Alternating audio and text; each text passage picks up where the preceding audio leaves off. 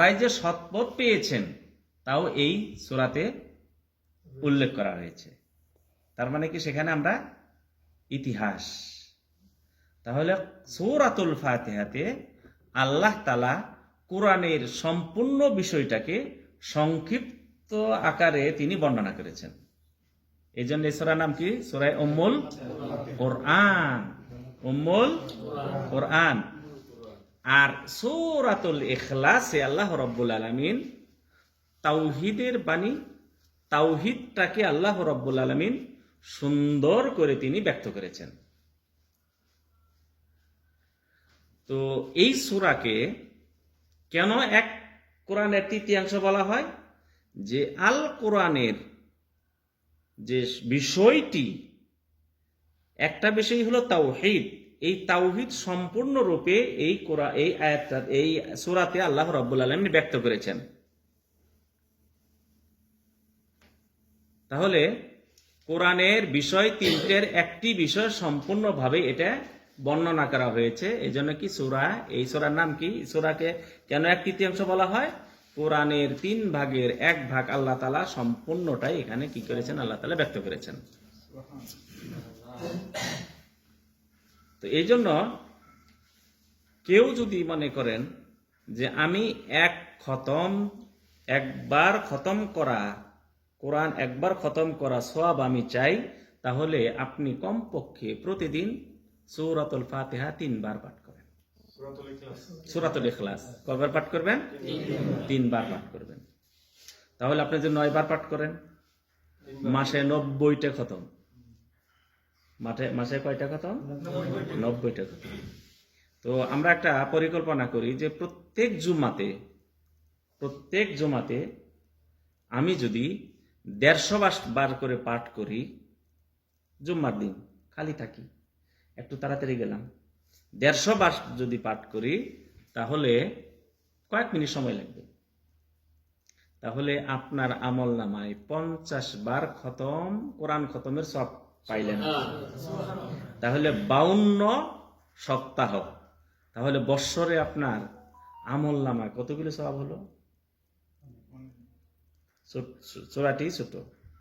তো এই সূরার নাজিলের প্রেক্ষাপটটা, নাজরান সৌদি আরবের এখনো একটা প্রদেশ, নাম কি? নাজরান। সেই নাজরান থেকে রাসূলুল্লাহ সাল্লাল্লাহু আলাইহি ওয়াসাল্লামের কাছে এসেছেন নাজরানের খ্রিস্টানরা। তারা এসেছে রাসূলুল্লাহ সাল্লাল্লাহু আলাইহি সাল্লামের কাছে। আসার পরে তারা পরীক্ষা করবেন। কি করবেন? পরীক্ষা করবেন আসলেই তিনি নবী কিনা। আসলেই তিনি এর আগেও কিন্তু অনেকেই পরীক্ষা করেছেন। যখন রাসূলুল্লাহ সাল্লাল্লাহু আলাইহি সাল্লাম মদিনায় আগমন করলেন, ইহুদিদের পণ্ডিত আব্দুল্লাহ বিন সালাম, ইহুদিদের ভিতরে নামি দামি এবং পণ্ডিত একজন ব্যক্তি, ইহুদিরা সবাই তাকে মানে। যদি বলে আব্দুল্লাহ বিন সালাম, আর কোনো কথা নেই। তো তিনি আসলেন, রাসূলুল্লাহ সাল্লাল্লাহু আলাইহি সাল্লাম মসজিদে নববীতে, তখন মসজিদে নববীতে এইভাবে ছিল না, হ্যাঁ, উপরে কি ছিল? খেজুর পাতা, নিচে কি ছিল? পাতা টাতা দিয়ে, মানে পাথর আর কাদা মাথা দিয়ে বানাইছে। তিনি আসলেন আর রাসূলুল্লাহ সাল্লাল্লাহু আলাইহি ওয়াসাল্লাম আলোচনা করছেন। তিনি বললেন, আইয়ুহান নাস, ওহে লোক সকল,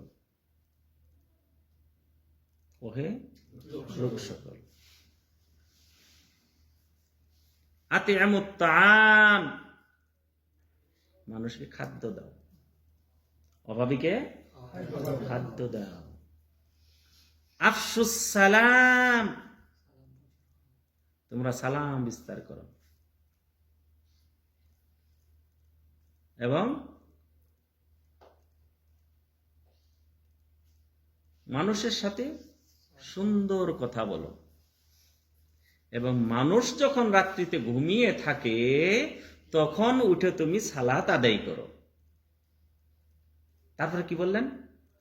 আদখিলুল জান্নাতা বিসালাম, উদখিলুল জান্নাতা বিসালাম, তোমরা শান্তির সাথে নিরাপত্তার সাথে তোমরা জান্নাতে প্রবেশ করো। নিরাপত্তার সাথে জান্নাতে প্রবেশ করতে কোনো প্রকার কষ্ট হবে না, ঝামেলা হবে না। আব্দুল্লাহ বিন সালাম বললেন যে তার প্রতি শ্রদ্ধা, ঈমান, বিশ্বাস তখনই এসে গেছে যে তিনি এই যে কথা বলছে, এই কথাগুলি কোনো নবী ছাড়া কেউ বলতে পারেন না। এরপরও তিনি তিনটে প্রশ্ন করেছেন। এরপরও কি তিনটি প্রশ্ন করেছেন। তিনটি প্রশ্নের ভিতরে তিনি বললেন যে তারপরও তিনটি প্রশ্ন করি, এই তিনটি প্রশ্নের উত্তর নবী ছাড়া কেউ উত্তর দিতে পারবে না। কেন উত্তর আসতে হবে রব্বুল আলামিনের পক্ষ থেকে। তিনি উত্তর দিলেন। এরপরে তিনি কি করলেন? ইসলাম গ্রহণ করলেন। ইসলাম গ্রহণ করার পর রাসূল সাল্লাল্লাহু আলাইহি সাল্লামকে বললেন, ইয়া রাসূলুল্লাহ, আমি একটু ভিতরে যাই, আমার জাতি ভাইরা আসছে, ইহুদিরা আসছে, তাকে আগে আমার সম্পর্কে জিজ্ঞাসা করবেন। কি সম্পর্কে জিজ্ঞাসা করবেন? আমার সম্পর্কে জিজ্ঞাসা, লোকটা কেমন। তারপরে আপনি বলবেন যে সে ইসলাম গ্রহণ, আগে বলবেন না। এরপরে আসার পরে জিজ্ঞাসা করলেন, আব্দুল্লাহ বিন সালাম তোমাদের কেমন লোক? ও আমাদের ভিতরে একবারে ভালো গোষ্ঠীর লোক, ভালো বংশীয় লোক। কেমন আলেম? একবারে ভালো আলেম। তিনি যদি কোথাও কোনো কথা বলে বিশ্বাস, হ্যাঁ কি বললে এক বাক্যে বিশ্বাস করব। তার প্রতি তোমাদের কত অভিযোগ আছে? না, কোনো অভিযোগ, উনি তো ভালো মানুষ, তার আচার ব্যবহার লেন দেন সবকিছু ভালো। যোগ্যতা কেমন? বড় আলেম, সবকিছু বলছে। বলার পর তিনি কি ইসলাম গ্রহণ করতে পারেন? না না না, তিনি ইসলাম গ্রহণ করতে পারে না। তখন তিনি বেরিয়ে এসে বলেন, আশহাদু আল্লাহ ইলাহা ইল্লাল্লাহু ওয়া আশহাদু আন্না মুহাম্মাদান আবদুহু ওয়া রাসূলুহু। বলার সাথে সাথে বলছে যে বদ একেবারে খারাপ বংশের লোক, একবারে খারাপ মানুষ, এলেম তো নাই, ব্যবহারও ভালো নাই, মানে সব খারাপ মানুষ। সে এটা ভালো ছিল, পাল্টে গেল। জি, এইভাবে আরো অনেকে গেছেন পরীক্ষা করতে।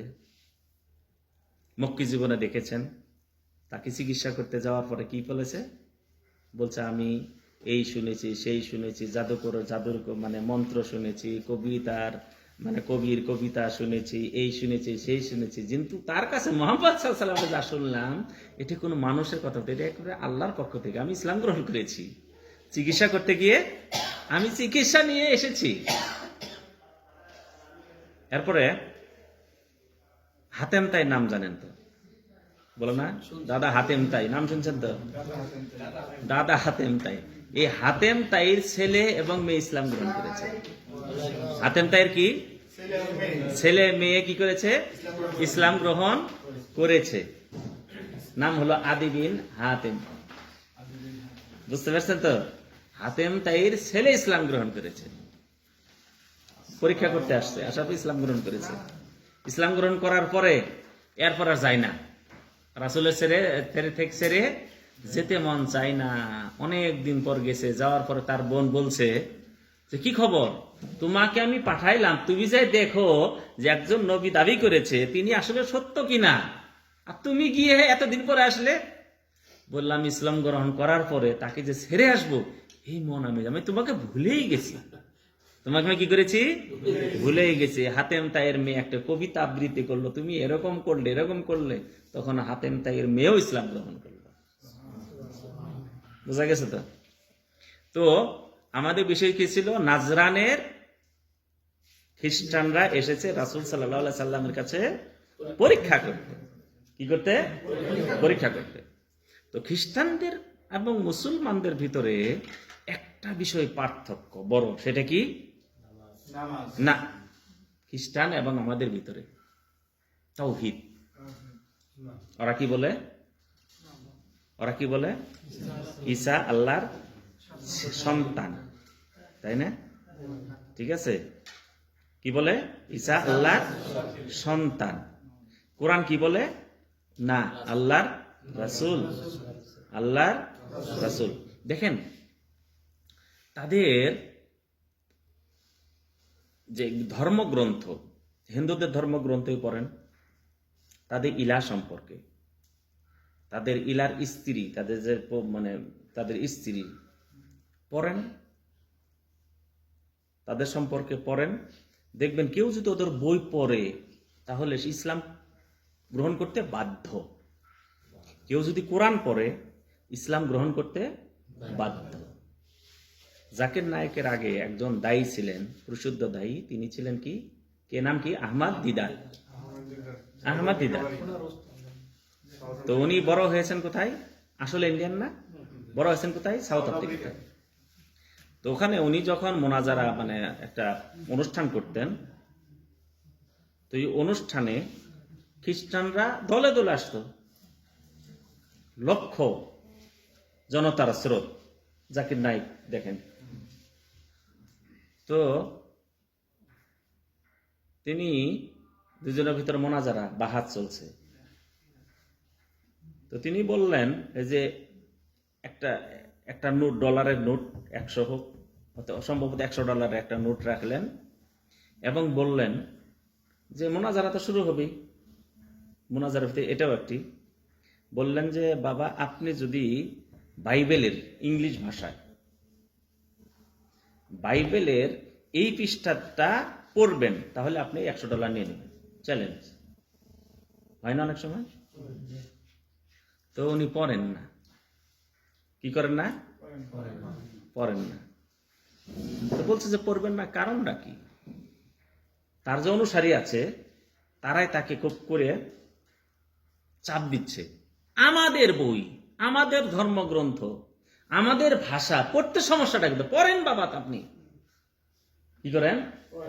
পড়েন। পড়ে না।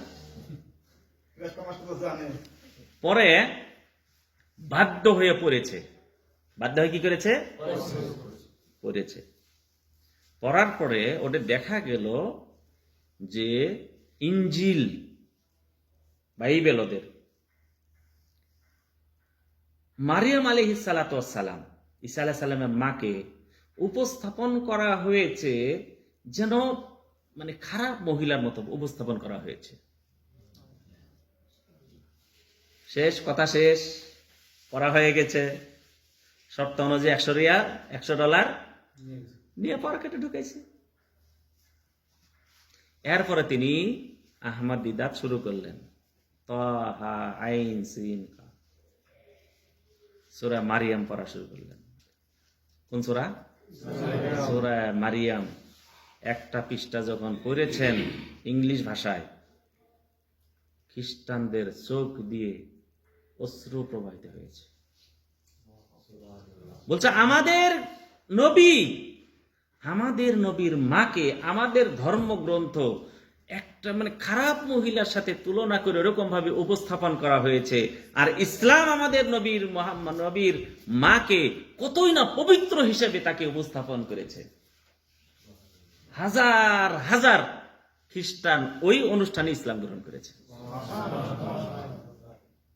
তো মোনাজারা হয়েছে, রাসূলকে পরীক্ষা করতে এসেছে। তো নাজরানেরা পরীক্ষা করতে এসে জিজ্ঞাসা করলেন, আপনি আপনার ভিতরে, ইসলামের ভিতরে, আমাদের ভিতরে আপনার সম্পর্কে যত জেনেছে সেটা হলো দ্বন্দ্বটা হলো আল্লাহকে নিয়ে। কাকে নিয়ে? আল্লাহকে নিয়ে। তো আল্লাহর পরিচয়টা দেন। আপনি কি দিবেন? আল্লাহর পরিচয়টা দেন, আর কিছু না।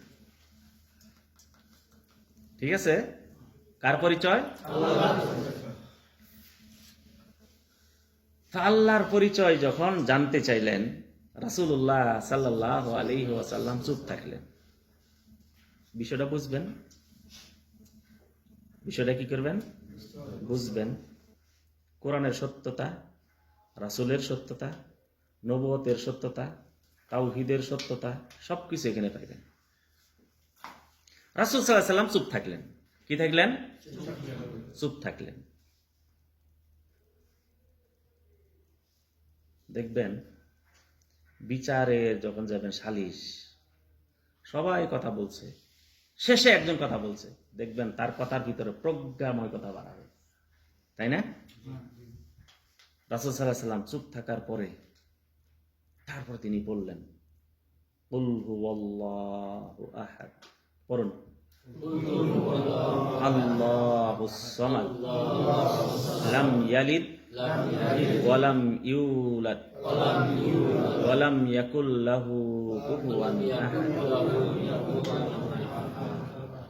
তো আমরা কিন্তু এখন বিষয়টা বুঝতে পারিনি। নাজরানের ওরা বুঝতে পেরেছে।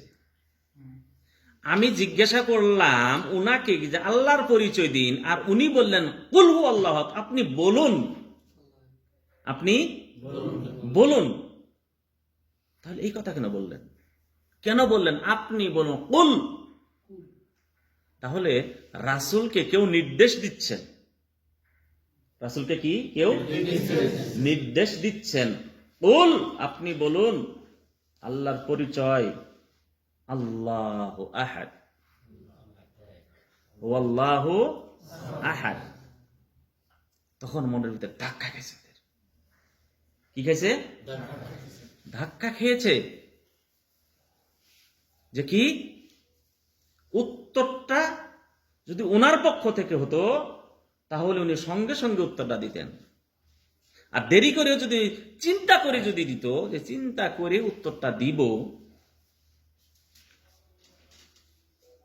তাহলে এই কথা বলতেন না, বল মুহাম্মদ আপনি বলুন। তাহলে বললোটাকে, তাহলে উনি যে কথাটা বলেন ওইটা ওনার পক্ষ থেকে বলেন না, উনি বলেন সেই ইলার পক্ষ থেকে। কার পক্ষ থেকে? আল্লাহর পক্ষ থেকে। তখন ওরা মানে মনের ভিতরে একটা বড় একটা ধাক্কা লেগেছে। কিভাবে আমরা বললাম যে আপনি আল্লাহর পরিচয় দিন, আর তিনি কি বললেন? বললেন কুল হুয়াল্লাহু আহাদ, আপনি বলুন, তাকে বলতে বলা হলো। তাহলে এখানে এমন একটা শক্তি, এমন একটা উৎস থেকে এসেছে, এই যে উত্তরটা দিচ্ছেন সেই উৎস মুহাম্মদ সাল্লাল্লাহু আলাইহি ওয়াসাল্লামের পক্ষ থেকে না, অন্য এক পক্ষ থেকে বলা হয়েছে। তখন তিনি তারা কি করলেন? মনে করলেন যে তাহলে প্রত্যাদেশ, ওহী কোথায় থেকে এসেছে?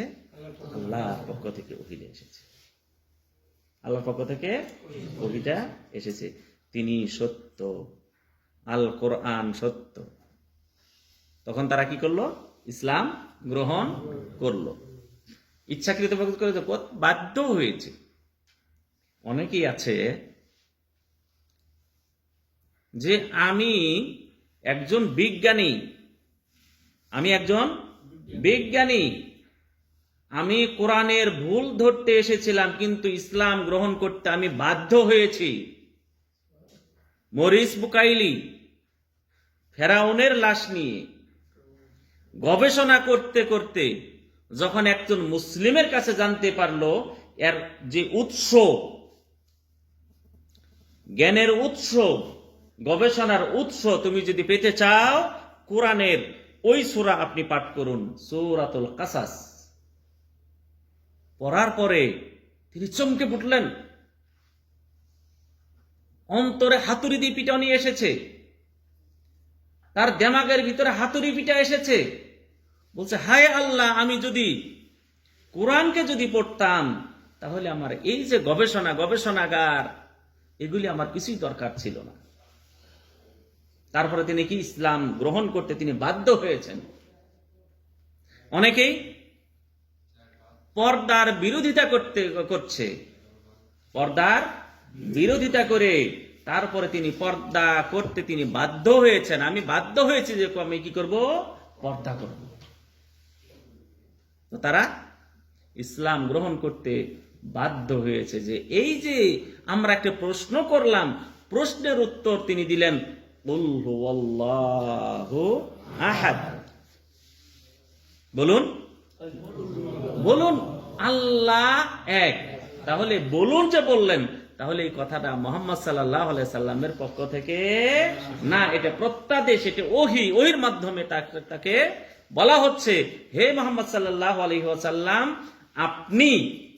আপনাকে প্রশ্ন করা হয়েছে, প্রশ্নের উত্তর আপনি দিন কুল হুয়াল্লাহু আহাদ আল্লাহুস সামাদ লাম ইয়ালিদ ওয়া লাম ইউলাদ ওয়া লাম ইয়াকুল লাহু কুফুয়ান আহাদ। তিনি তার পিতাও নন, কারো সন্তানও নন। তিনি তার কারো পিতাও নন, কারো সন্তানও নন। তাহলে কি আল্লাহুস সামাদ, তিনি সব থেকে অমুখাপেক্ষী, তার মুখাপেক্ষী কিছুই না, কোনো কিছু তিনি মুখাপেক্ষী নন। আল্লাহ তাআলা বলেন হাদিসের কুদসিতে, ইয়া ইবনে আদম, হে আদম সন্তান, তোমরা যদি প্রথম থেকে শেষ পর্যন্ত জিন এবং মানুষ একটা ময়দানে গিয়ে তোমরা সবাই একত্র হওয়ার পরে আল্লাহর কাছে তোমাদের যা পাওয়ার, যা চাওয়ার সবকিছু তোমরা চেলে, এবং তোমাদের চাওয়া অনুযায়ী আল্লাহ তাআলা তোমাদেরকে তাই দিয়ে দিলেন। এরপরেও মহাসাগর রয়েছে পৃথিবীতে, ওই মহাসাগরের ভিতরে যত সাগর রয়েছে, ওই সাগরের ভিতরে একটা সুই ঢুকানোর পরে যতটুকু পানি উঠে আসবে, এতটুকু আল্লাহর কি খাজানা থেকে কমবে না। তিনি হলেন কি আল্লাহুস সামাদ, আল্লাহুস আস-সামাদ। আল্লাহর পরিচয় দিয়ে কি বললেন? ওয়ালাম ইয়াকুল লাহু কুফুয়ান আহাদ, তার সমকক্ষ কেউ নেই। তার সমকক্ষ কোনো কিছুতেই, তার সমকক্ষ কোনো কিছুতেই হতে পারে না। ওয়ালাম ইয়াকুল লাহু কুফুয়ান আহাদ, আল্লাহর পরিচয় দিলেন। তারা সঙ্গে সঙ্গে কালেমা পাঠ করে ইসলাম ধর্ম গ্রহণ করল। তো আমরা সূরাতুল ইখলাস আমরা সবাই পাঠ করি। যদি আমি এর ভিতরে কি বলা হয়েছে অনুবাদটা যদি আমি পড়ি, তাওহীদ, আমার অন্তর ভরে যাবে, আমার অন্তরটা ভরে যাবে তাওহীদে। কি পাঠ করলাম? এজন্য আপনাদের বলি, সূরাতুল ইখলাস, সূরাতুল ফাতিহা, যেই সূরাগুলি না পড়লেই নয় আমাদের শরীয়তে, অনুবাদগুলি পড়েন। কি পড়বেন?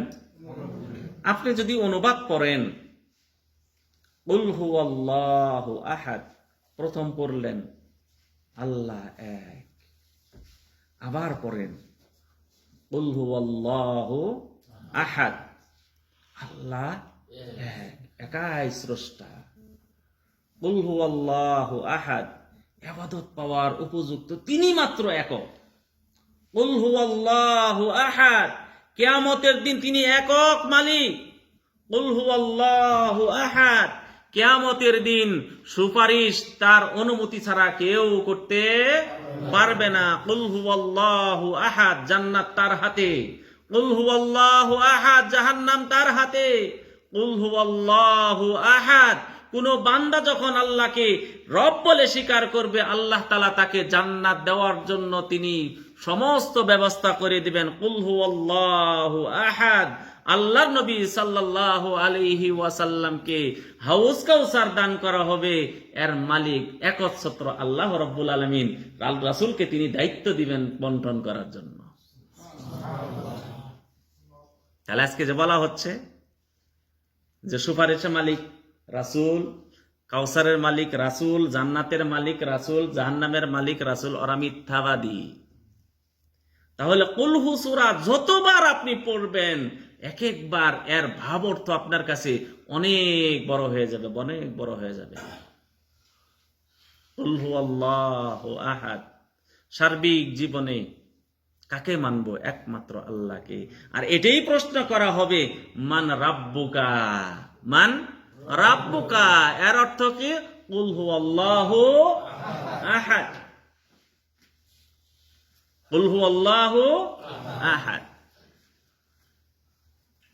তাহলে আমরা সূরাতুল ইখলাস, এই সূরাটাকে আগামী সপ্তাহের ভিতরে অনুবাদটা আমরা মুখস্থ করব। সবাই রাজি আছি?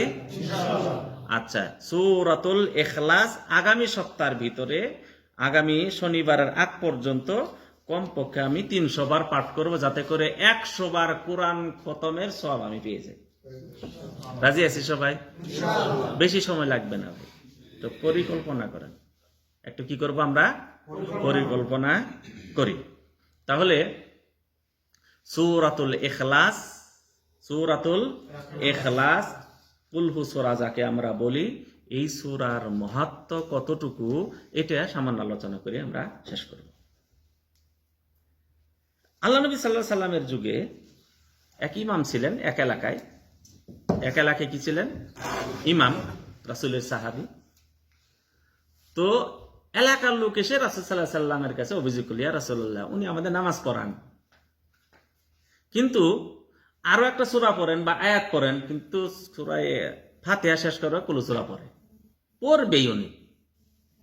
আলহামদুলিল্লাহ সূরা পড়বে, তারপরে কুল সূরা পড়বে, তারপরে অন্য সূরা বা আয়াত পড়ে পড়ুক। কিন্তু আপনার কাছে তো দেখিনি এটা।